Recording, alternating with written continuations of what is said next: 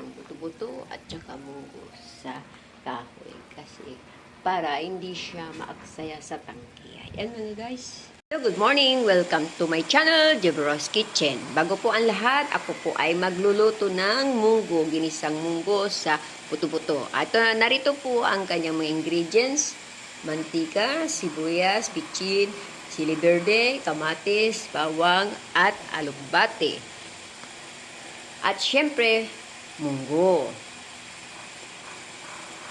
Mga guys, magluluto na po tayo. Magigisa na po tayo ng munggo. Lalagay po natin ng mantika.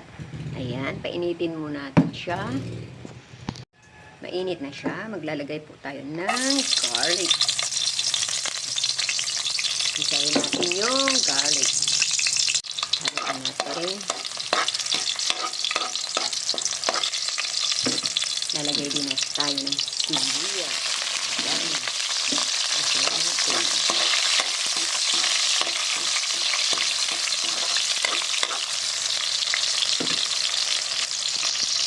Lalagay po tayo ng kamatis.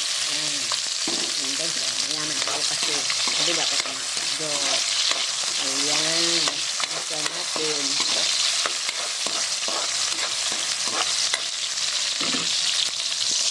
So, itong ginisa ko, ilalagay ko po dun sa nilalaga kong munggo. Ayan, lilipat natin mga guys.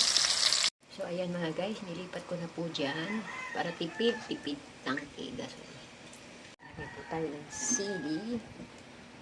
Ayan, sili mga guys. Timplahan natin siya mga guys.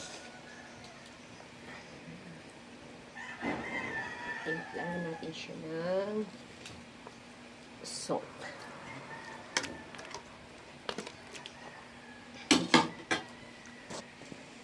Timplahan din natin siya ng bitchin.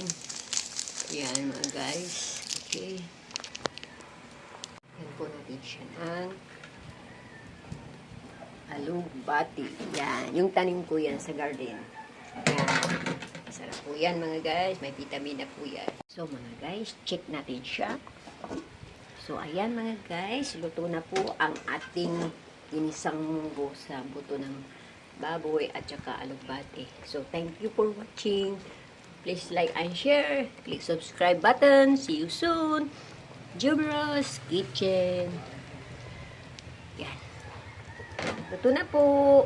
Kakain na tayo.